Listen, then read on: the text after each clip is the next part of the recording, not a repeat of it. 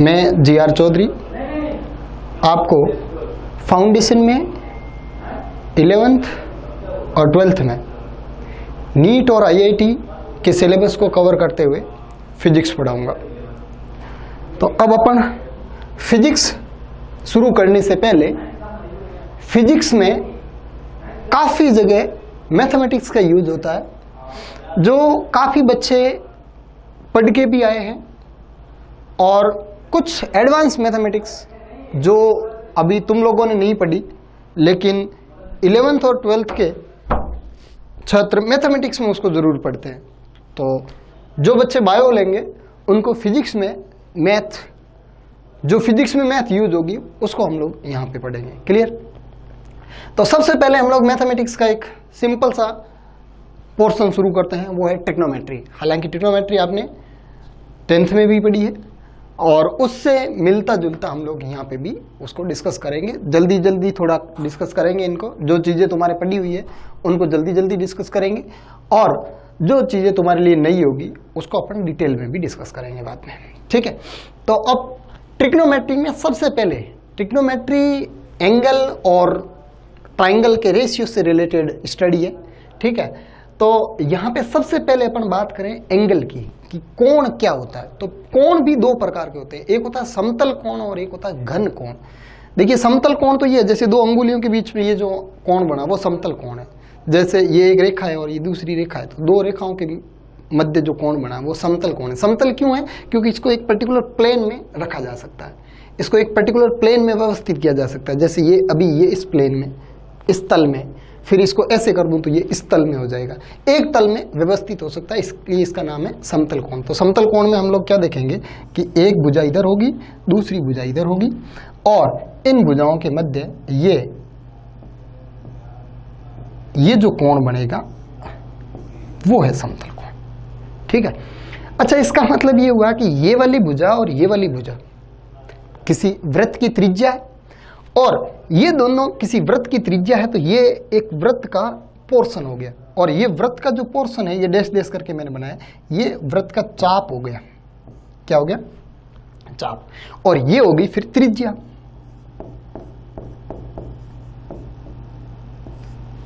ठीक है? अब इस कोण की जो डेफिनेशन हो जाएगी, वो कोण की डेफिनेशन हो जाएगी कोण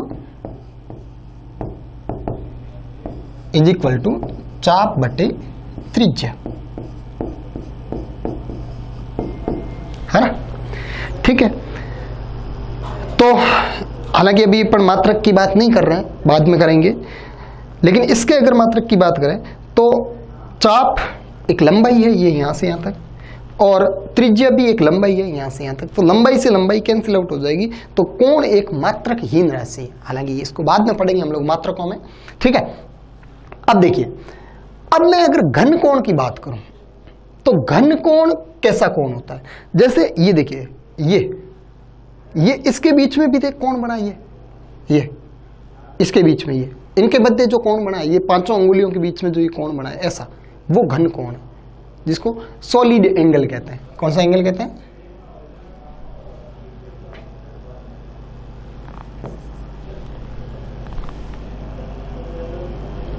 सॉलिड एंगल।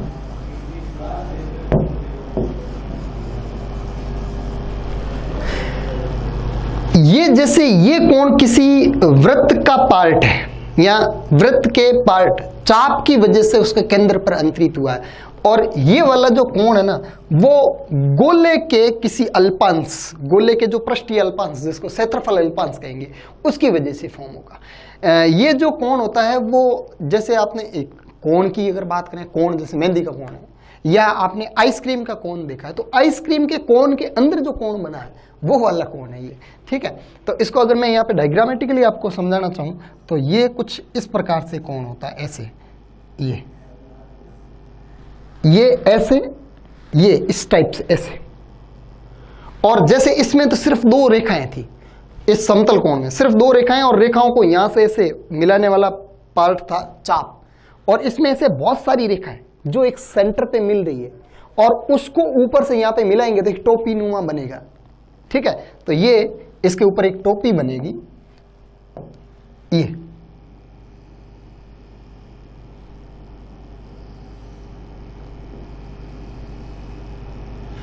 ये इसके ऊपर एक टोपी बन जाएगी ऐसी, ठीक है। और अब इसमें ये यहां पे ये ऐसे एंगल बनेगा। ऐसे क्यों बनाया मैंने, ऐसे गोल क्यों बनाया? इसमें देखिए एंगल मैंने सिर्फ यही बनाया एंगल को शो करने के लिए, और इसमें मैंने ये यहां पे एक छोटा सा गोला बनाया। इसका क्या मतलब है? ऐसे पूरा ऐसे एंगल है, ठीक है। इसमें जैसे कोण बराबर था चाप बटे त्रिज्या, और इसमें कोण बराबर होगा, यहां पे अगर मैं कोण की बात करूं, कौन सा कोण? घन कोण। तो यहां पे घन कोण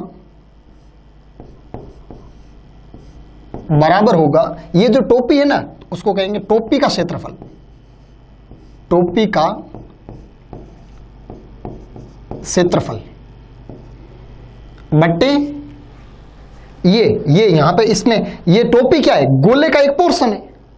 जैसे ये चाप क्या था? वृत्त का एक भाग था। ऐसे ये टोपी गोले का एक पोर्शन है। ऐसे बहुत सारी ऐसे टोपियां बन करके पूरा गोला ही तो बनाएंगे, ठीक है। और ये क्या हो जाएगी? गोले की त्रिज्या, तो बट्टे त्रिज्या का स्क्वायर, त्रिज्या का स्क्वायर। देखिए यहां पे लंबाई बट्टे लंबाई मात्रकहीन राशि बन रही थी, और यहां पे क्षेत्रफल बट्टे क्षेत्रफल का मात्रक क्या? Metre square. मीटर स्क्वायर बटे त्रिज्या का मात्रक मीटर, लेकिन त्रिज्या स्क्वायर का मात्रक मीटर स्क्वायर। तो यहां पे क्षेत्रफल का मात्रक मीटर स्क्वायर और त्रिज्या स्क्वायर का मात्रक मीटर स्क्वायर, फिर वापस कैंसिल हो जाएगा और ये भी राशि मात्रकहीन होगी। तो इस घन कोण का भी कोई मात्रक नहीं है, और इस समतल कोण का भी वैसे कोई मात्रक नहीं आ रहा है, अगर मैं लंबाई से लंबाई और इधर क्षेत्रफल से त्रिज्या स्क्वायर को अगर काटूं तो। लेकिन इसका हम लोग एक मात्रक देते हैं, इसके मापन के लिए हम लोग एक मात्रक यूज करेंगे, उनको पूरक मात्रक कहते हैं, ठीक है। स्टैंडर्ड मात्रक नहीं है, वो पूरक मात्रक है। तो इसका मात्रक होगा रेडियन। क्या मात्रक होगा? रेडियन। और इसका मात्रक होगा स्टेरेडियन। इसका क्या मात्रक होगा? स्टेरेडियन। घन कोण का मात्रक स्टेरेडियन और समतल कोण का मात्रक रेडियन। लेकिन स्टैंडर्ड मात्रक ऐसा ही जो वास्तविक मात्रक है वो नहीं है, इनको फिर पूरक मात्रक नाम दिया आपने। कौन सा मात्रक है ये? पूरक, सप्लीमेंट्री, ठीक है। अब देखो, अब समतल कोण की जो वैल्यू होती है वो कितनी होती है? तो देखिए समतल कोण, ये अगर भुजा इतनी पास में आएगी तो कोण घटेगा। जैसे ये भुजा को स्थिर रख दिया मैंने यहाँ पे, ठीक है, और इस भुजा को नजदीक लाया जाए तो एंगल घटेगा, डिक्रीज होगा, और इस भुजा को ऐसे बढ़ाया जाए तो एंगल बढ़ेगा। तो ये एंगल यहां से लेकर के यहां तक बढ़ सकता है। तो समतल कोण का जो मैक्सिमम वैल्यू होती है वो 360 डिग्री होती है। कितनी होती है? 360 डिग्री, या इसको कहेंगे 2 पाई। अच्छा, ये कैसे आया 360 मैक्सिमम वैल्यू? देखिए चाप ये ऐसे बढ़ता जाए बढ़ता जाए बढ़ता जाए बढ़ता जाए तो पूरा वृत्त की परिधि बन जाती है। तो पूरी परिधि कितनी होती है भाई? पूरी परिधि होती है 2 पाई, 2 पाई आर, 2 पाई आर। और त्रिज्या कितनी है? आर, आर से आर कैंसिल, कितना रहा? 2 पाई। तो 2 पाई इसकी मैक्सिमम वैल्यू होती है, इसका अधिकतम मान होता है समतल कोण का, ठीक है।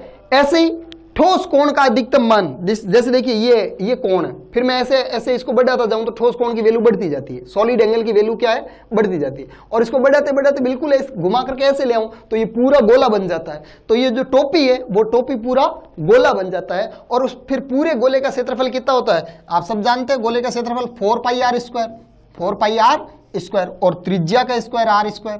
तो यहां से आर स्क्वायर से आर स्क्वायर फिर कैंसिल हो जाएगा, और इसकी जो मैक्सिमम वैल्यू है, इसकी मैक्सिमम वैल्यू कितनी हो जाएगी? 4 पाई।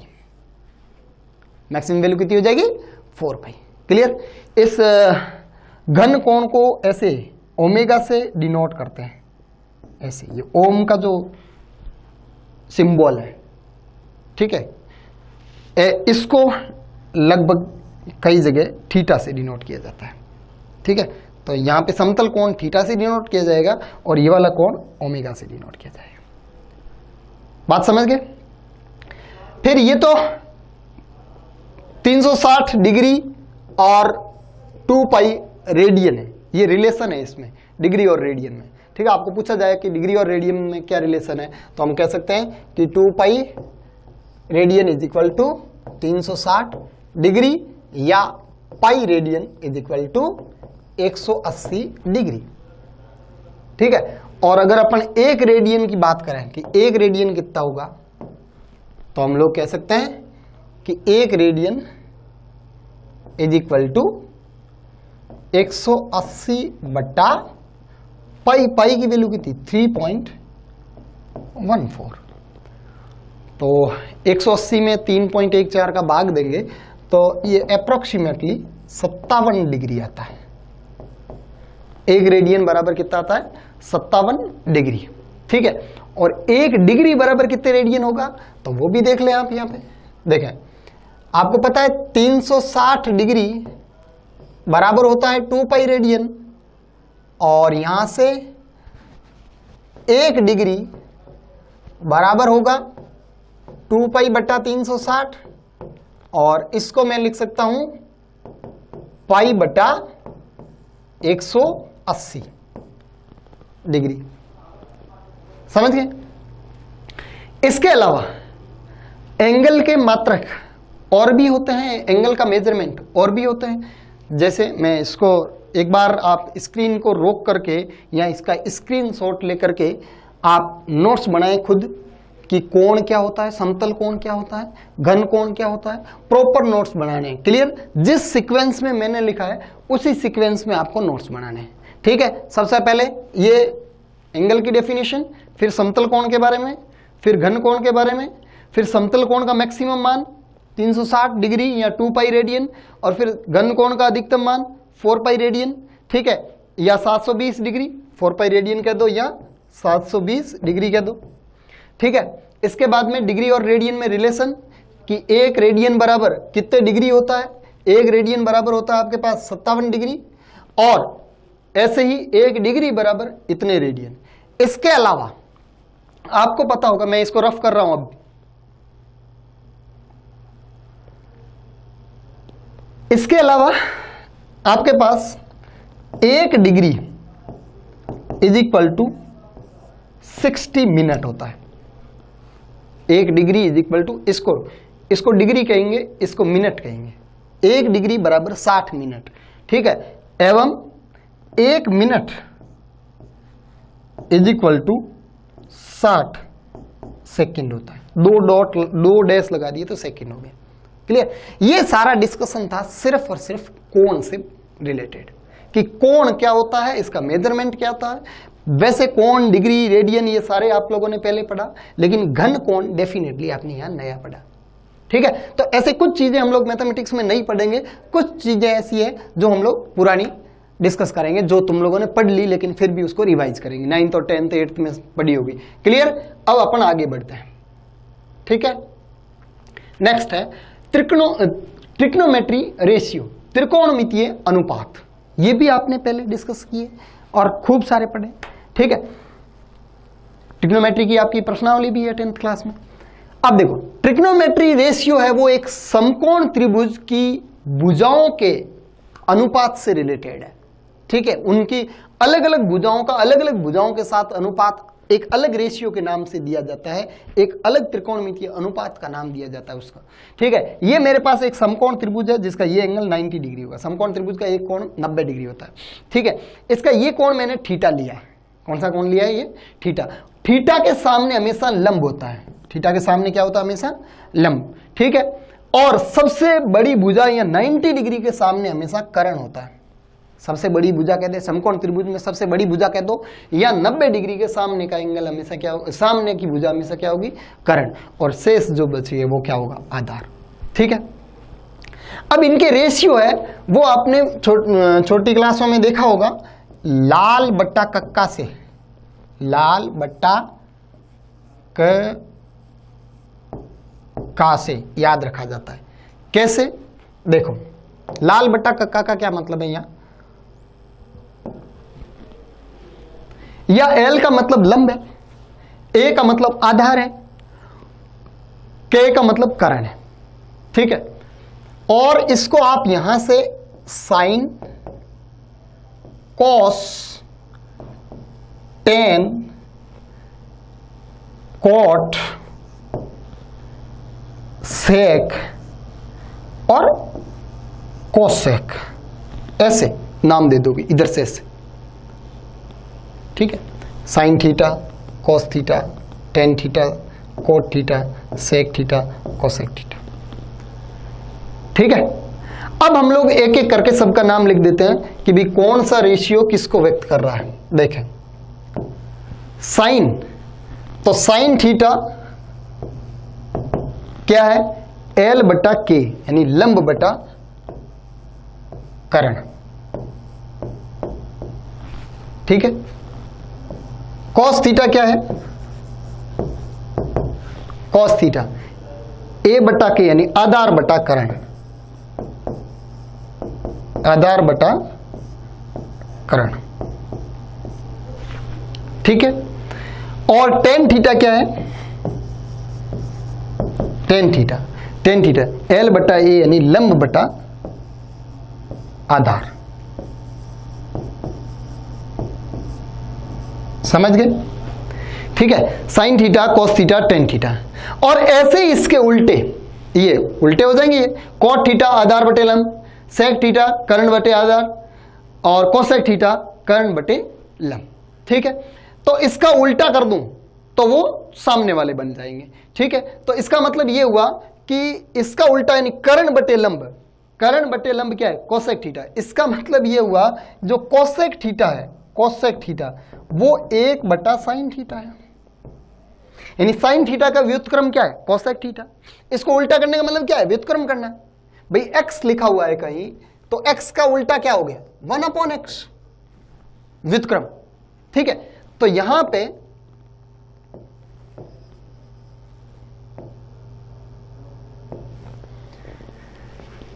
अगला सेक थीटा क्या है, ये तो कोसेक थीटा हुआ, सेक थीटा क्या बोलो, सेक थीटा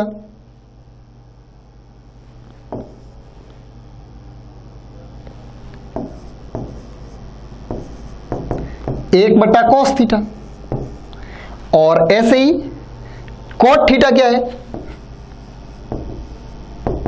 एक बटा टेन थीटा, क्लियर। तो ये 6 प्रकार के ट्रिग्नोमेट्री रेशियो है जो आप पहले से ही जानते हैं, ठीक है। इसको याद रखने के लिए ये लाल बटा कक्का, इससे आप याद रखोगे, ये समकोण त्रिभुज की भुजाओं के रेशियो होते हैं। ओके, आगे बढ़ते हैं अपन। यस, फिर है त्रिकोणमितीय अनुपात सारणी। ये भी काफी अच्छी तरीके से आपको याद है कि त्रिकोणमितीय अनुपात सारणी है वो कैसे बनती है और कैसे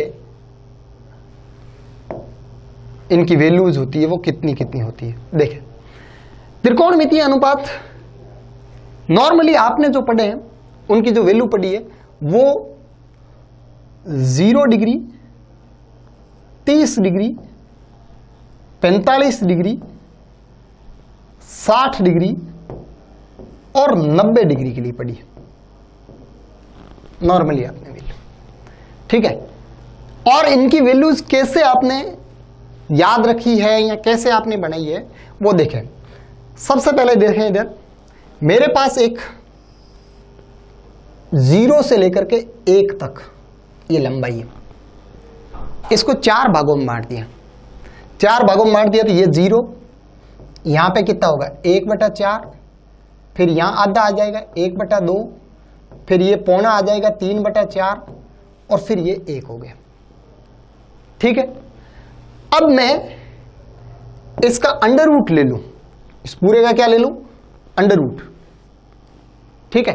वर्गमूल ले लूं तो 0 का वर्गमूल क्या होगा 0, 1/4 का वर्गमूल 1/2, 1/2 का वर्गमूल 1/√2 और 3/4 का 3 का √3 और 4 का 2 और 1 का 1।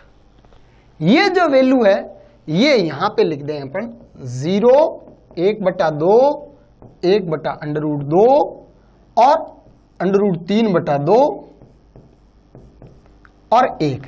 ये मान हो जाएंगे अपने पास साइन थीटा के। किसके मान होंगे, साइन थीटा के।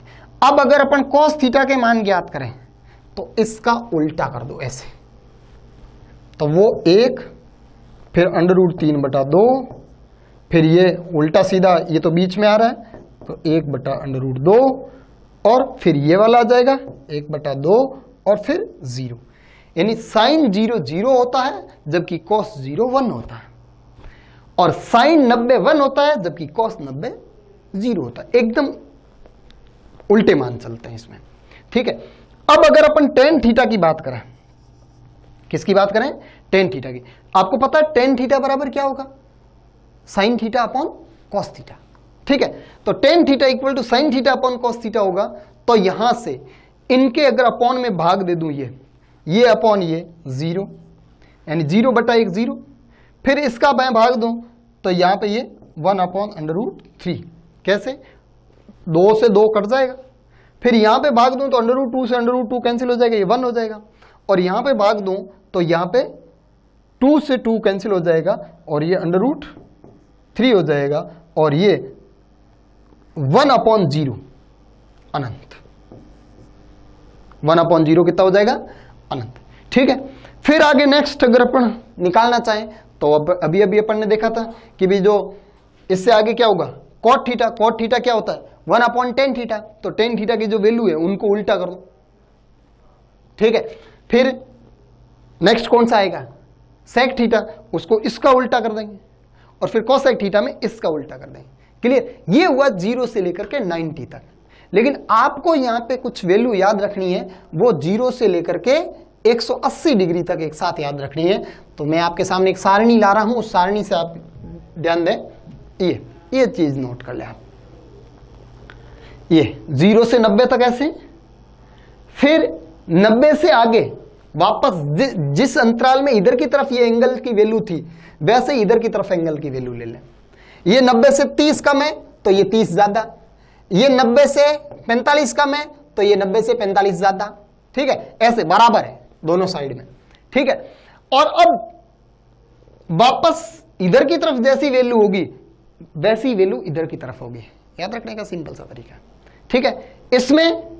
इसमें इधर की तरफ जो वैल्यू होगी उनका नेगेटिव इधर की तरफ होगा, ठीक है। ऐसे चलना दोनों तरफ, ऐसे इधर की तरफ जो वैल्यू है उसका नेगेटिव इस तरफ, जैसे इधर इससे इधर आते हैं तो 1/2, तो इधर -1/2, उसमें पॉजिटिव होगा दोनों तरफ, ठीक है। फिर इसमें 90 पे अनंत, तो जैसा इधर चल रहा है उसका उधर वैसा का वैसा नेगेटिव होगा, ठीक है। और ये 3 रेशियो आपको दिए हुए हैं, और 3 नेक्स्ट आप इसका लिख सकते हैं, बना सकते हैं, लेकिन 3 बहुत है। आगे अपने को नोट्स में बनाने की जरूरत नहीं है, हम लोगों को पता है कि कैसे आगे के निकालने हैं। ओके, ये हुए आपके पास त्रिकोणमितीय सारणी, ठीक है। आपको ऐसे 1 बाय 1 करके साथ साथ में नोट्स बनाना है, ठीक है। अब अपन आगे डिस्कस करते हैं, ये एक महत्वपूर्ण त्रिभुज है, ये एक बहुत ही इंपॉर्टेंट ट्राइंगल है हमारे पास, जिसका ये एंगल 90 डिग्री है और ये एंगल 37 डिग्री है, ठीक है। ये 90 होगा, ये 37 होगा, तो आपको पता है ये 90 है तो बाकी दोनों का योग 90 होगा, तो ये 37 है तो ये 90 - 37 होगा, तो 90 - 37 कितना होता है भाई? 53 डिग्री।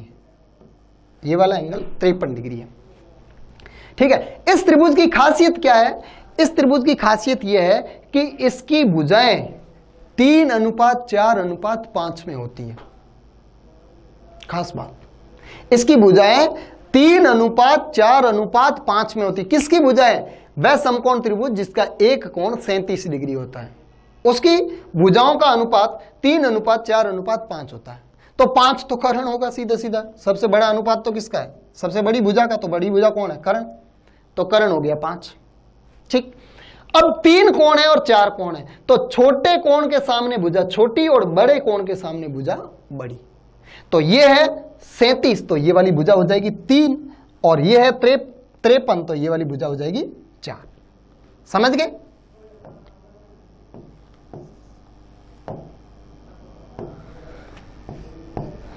ये वाली 4, ठीक है। अब ये 6, 8 और 10 भी हो सकता है, क्योंकि 6, 8 और 10 भी वापस किस में आ रहा है? 3:4:5 में, ठीक है। मतलब ये 3x, 4x, 5x भी हो सकता है, और x की वैल्यू कुछ भी हो सकती है। समझ गए? तो अब इसमें इस त्रिभुज के अनुसार अब अपन यहां पे sin 37 की वैल्यू निकालते हैं। sin 37 डिग्री, तो sin 37 कितना हुआ बोलो? sin 37, sin क्या होता है? लंब बटे कर्ण, तो लंब कितना है 3 और कर्ण कितना है 5, तो 3/5। cos 37 डिग्री, cos आधार बटे कर्ण, आधार 4 कर्ण 5, 4/5। ये वैल्यू आपको याद रखनी है, बहुत इंपॉर्टेंट है, ठीक है। और फिर tan 37, बाकी वैल्यू इसके व्युत्क्रम करके निकाल सकते हो आप, ठीक है। tan 37 लंब बटे आधार, लंब कितना 3 और आधार कितना है 4, 3/4, ठीक है। इसके बाद में हम लोग नेक्स्ट डिस्कस करेंगे, ये तो 37 डिग्री के लिखे अनुपात। अब अपन 53 डिग्री के लिए अनुपात लिखना चाहें तो sin 53। अब आपको पता है जिस कोण को लिया जाता है उसी के अनुसार लंब और आधार डिफाइन होता है। तो आपने कोण 53 को लिया है, तो 53 के सामने ये लंब हुआ। आप कभी ऐसे याद मत रखना कि जो खड़ी भुजा होती है वो लंब होता है, जो ऐसे हॉरिजॉन्टल होती है या क्षैतिज भुजा होती है वो हमेशा आधार होता है। नहीं, कोण के सामने हमेशा लंब होता है। तो आपने पहले जो कोण लिया था वो 37 लिया था, तो इस त्रिभुज में आपके लिए लंब ये था। और अब आप कोण कौन सा ले रहे हो 53, तो आपके लिए लंब ये हो जाएगा। समझ गए मेरी बात? अब 53 के लिए ये लंब है, ठीक है। तो मुझे sin 53 की वैल्यू चाहिए, तो sin 53, पहली बात तो sin बराबर क्या होता है लंब बटे कर्ण। sin क्या होगा लंब बटे कर्ण, तो लंब कौन है 4/5, ओके 4/5, ठीक है। फिर cos 53 की वैल्यू, cos 53 की वैल्यू, cos आधार बटे कर्ण, आधार 3 है कर्ण 5 है, 3/5। फिर tan 37 की वैल्यू, tan 53 की वैल्यू सॉरी,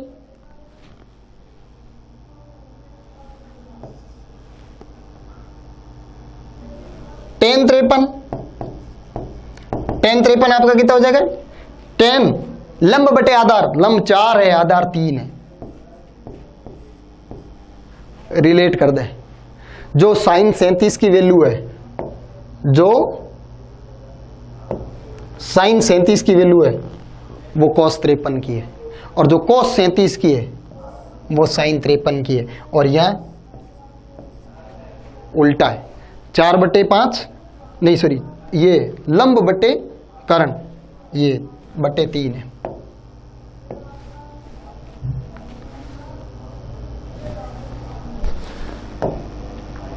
ये करेक्शन कर ले, ये बटे में कितना है 3, ठीक है 4/3, ये उल्टा है 3/4 और 4/3, ठीक है। ये वैल्यू आपको याद रखनी है, ये आगे आपके काम आएगी, ठीक है। आगे कई सारे क्वेश्चंस में ये यूज होगी, ठीक। नेक्स्ट देखते हैं ASTC रूल, ठीक है। अब ये ASTC रूल क्या है, ASTC का मतलब क्या है वो देखिए ध्यान से।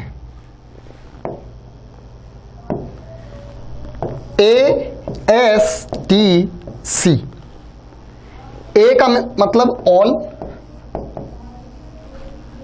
S का मतलब साइन, T का मतलब tan और C का मतलब cos। अब ASTC में देखिए ये एक कोऑर्डिनेट सिस्टम है, x अक्ष और y अक्ष से बना हुआ। हमेशा कोण जो नापा जाएगा वो x अक्ष से धनात्मक दिशा में ऐसे नापा जाएगा, ऐसे इधर की तरफ। अगर कोई कोण इधर की तरफ नापा जाता है तो वो प्लस में नापा जाता है, और अगर कोई कोण इधर की तरफ नापा जाता है तो वो माइनस में नापा जाता है। जैसे इधर देखिए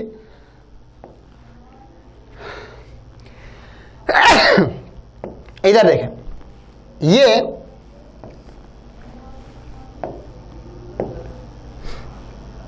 ये कोई भुजा है और इस कोण की बात करूं, मान लो ये 30 डिग्री है तो ये प्लस 30 डिग्री होगा, ठीक है। और ऐसे ही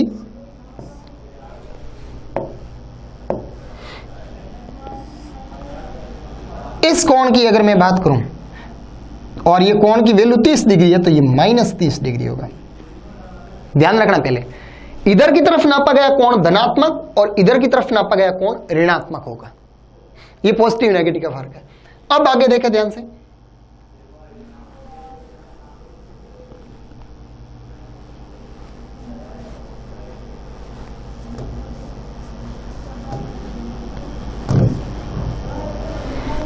इधर देखें। अब इस फर्स्ट क्वाड्रेंट में, ये फर्स्ट क्वाड्रेंट है,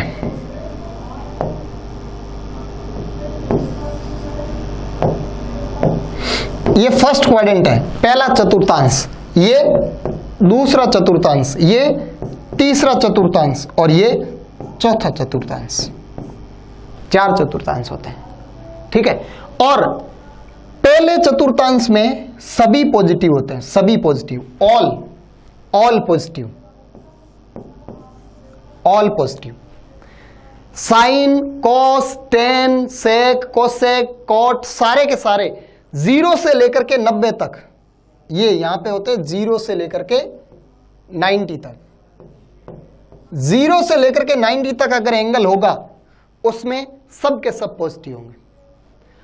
और 90 से लेकर के 180 तक अगर एंगल होगा, 90 से 180 तक एंगल होगा तो उसमें साइन, और साइन का उल्टा कौन होता है? कोसेक, क्योंकि कोसेक है क्या? 1/sin ही तो है, तो जो चिन्ह साइन का होगा वही चिन्ह किसका होगा? कोसेक का होगा, ठीक है।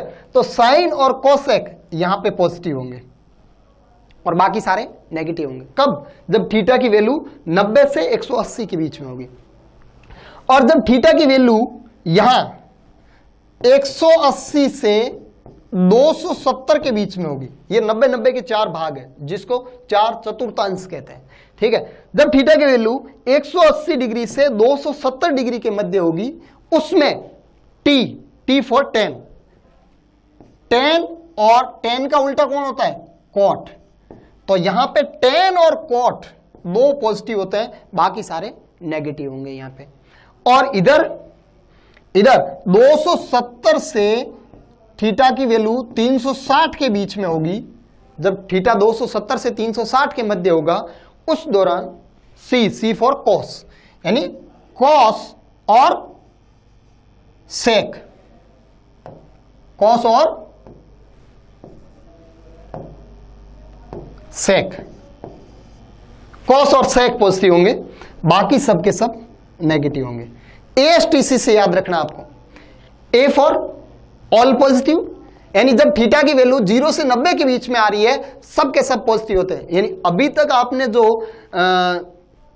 त्रिकोणमितीय अनुपात सारणी देखी थी वो थीटा 0 से 90 के बीच में देखी थी, और थीटा 0 से 90 के बीच में 6 के 6 पॉजिटिव थे रेशियो, सारे के सारे रेशियो पॉजिटिव थे। अभी आपने यहां पे जो टेबल देखी थी वो 180 डिग्री तक की थी। 180 डिग्री में आपने क्या देखा था?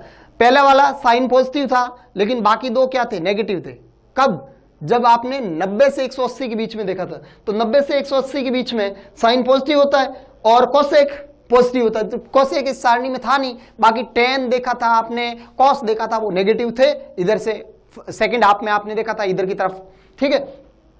फिर अगर थीटा अगर 270 से 360 के बीच में होता है तो आपका टेन और कोट पॉजिटिव होता है और बाकी सारे नेगेटिव होते हैं। और अगर थीटा 270 से 360 के मध्य होता है तो कॉस और सेक पॉजिटिव होता है, ठीक है। ये फर्स्ट क्वाड्रेंट में, ये सेकंड क्वाड्रेंट में, ये थर्ड क्वाड्रेंट में, ये फोर्थ क्वाड्रेंट के लिए होता है। A for all, S for sine और साइन का व्युत्क्रम कोसेक, ठीक है। टी फॉर टेन और टेन का व्युत्क्रम कॉट, और सी फॉर कॉस और कॉस का व्युत्क्रम सेक। क्लियर? तो ये एएसटीसी रूल से कौन पॉजिटिव है कौन नेगेटिव है इनके बारे में हम लोगों ने बात की। फिर अपन एएसटीसी में कल और डिस्कस करेंगे इससे संबंधित, ठीक है। ओके।